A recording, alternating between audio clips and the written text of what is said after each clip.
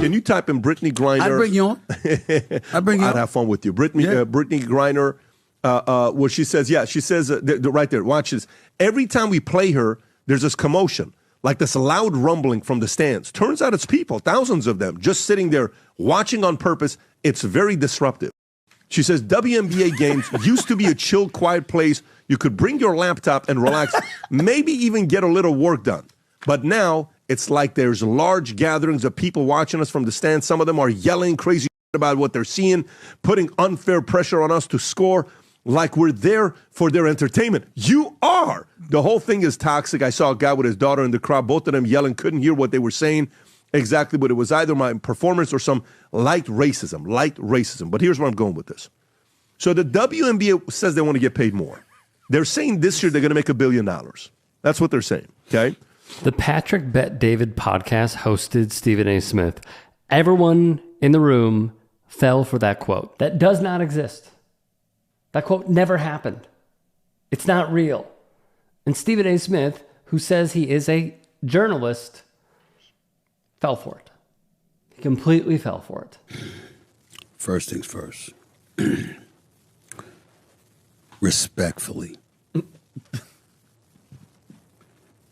Brittney Griner was in a Russian prison. You would think that somebody who is now free, back in America on home soil, would not have too much to complain about.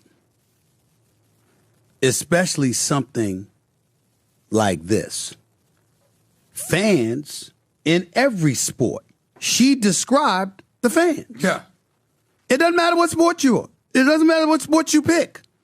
That's how fans act in every arena. To say that this is embarrassing is a severe understatement, but that was not all. Caitlin Clark and I'm a fan. Angel Reese, right? Yeah. They're going back and forth. I'm a fan of both. And Jemele Hill says by the time Angel Reese is done, she's going to be the Michael Jordan of WNBA. She said about Angel Reese? She said Angel Reese, by the time she retires, can you pull up this quote? She said, by the time she retires, she will be the MJ of, go to Jemele Hill, type in Jemele Hill, yeah. She says, by the time she retires, Jemele Hill has made a bold prediction that Angel Reese will become the MJ of the WNBA by the time she retires. That's what she said, okay? Okay. Let me continue. Okay. All right. Jemele so Hill. now. Okay, guy. So let's track down that quote, shall we? This is fairly easy. On Instagram, right, the account reads The Sports Memery. One click onto that Instagram page. The bio reads The Fakest Fake News on the Internet.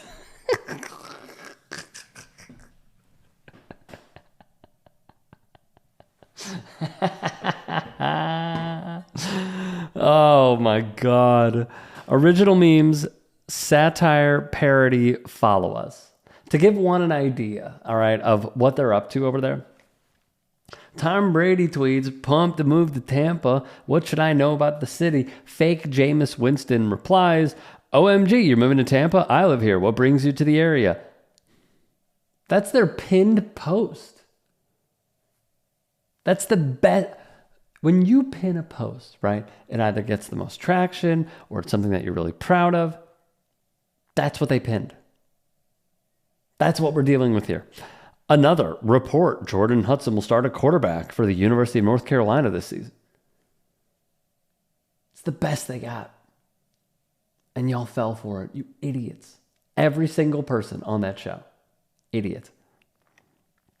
Another, the WNBA issues apology to Angel Reese for not finding anything racist during Fever Game. That gives you quite an idea of who is running this account.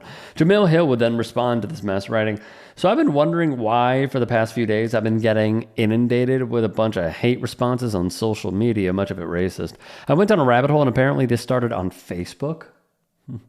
Someone posted comments I never made that said, I said Angel Reese was going to be the Michael Jordan of the W. They provided no sources, no video, no audio, no quotes from any reputable news source. They literally made it up. It was purely untrue clickbait. I don't know who this host is.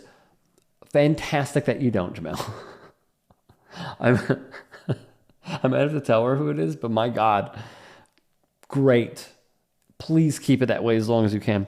But Stephen A., you've got to know better. Exactly. This is the guy who throws around the wand of journalist over and over and over again. And now it's become almost standard practice for Smith to fall for stuff like this. Sir, listen, you know it's bad, Shannon, when Shai Gilgeous-Alexander, my MVP for this season, Shai Gilgeous-Alexander, a young star for the Oklahoma City Thunder, the brother put up this tweet. Him, all right, what is that, Gallinari or whatever? Gallinari. And six different first round picks. The opposition who's in the playoffs, literally, I mean, you got a young thoroughbred calling you out and saying, y'all gave me up along with all of that for what you got.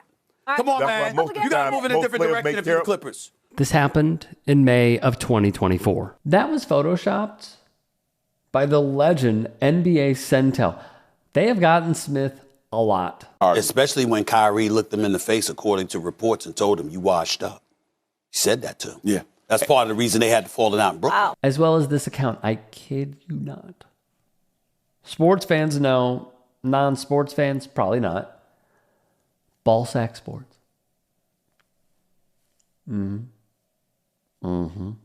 Fake report, fake quotes, fake everything. The story does not exist. It is not real, but Smith thought it was. Finding themselves a position where you could double. Kyrie went like this. Get away. Get away.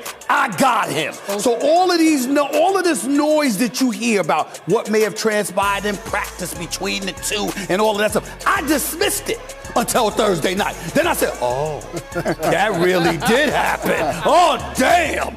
James Harden, this is not a good night for you. That's what stood out in my mind. Let's be clear. No one is perfect. All right. Yet, for a journalist to see this and not think, wow, that's crazy. Hey, I know you brought that up. Can you show me the account that came from? Oh, can you click on that? Oh, guys, it's fake. I mean, like, media literacy, I understand, is becoming so hard for some people. And especially on Facebook. I understand it is going to get tougher and tougher and tougher. The graphics are getting better. The Photoshops are getting better. My question is, and it leads me to believe, if he is falling for stuff like this, what else is he falling for?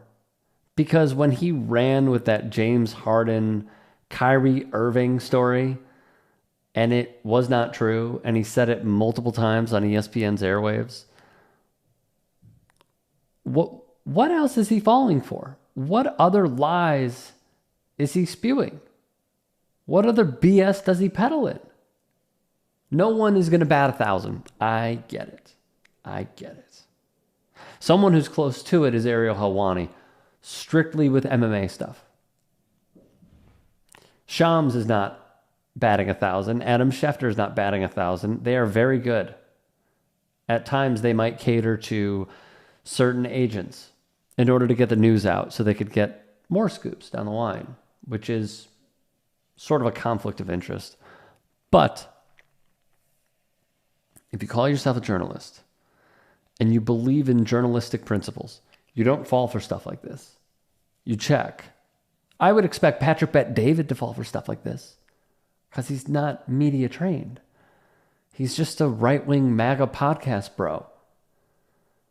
It was like the self-help, get help sort of Gary Vee, but worse. I expect Victor Oshana to fall for that. I expect all those guys to fall for that. Not Stephen A. And that's the story here. He wants to be taken seriously, which he is. But here, not a one-off.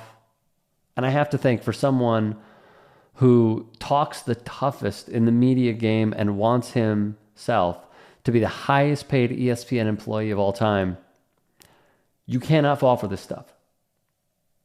The media has a responsibility. So no, I know there are going to be some who are saying, oh, come on, Rick, it's one bad moment. multiple. So it's disappointing at the end of the day. If you can and are willing, please become a paid member here at TYT Sports.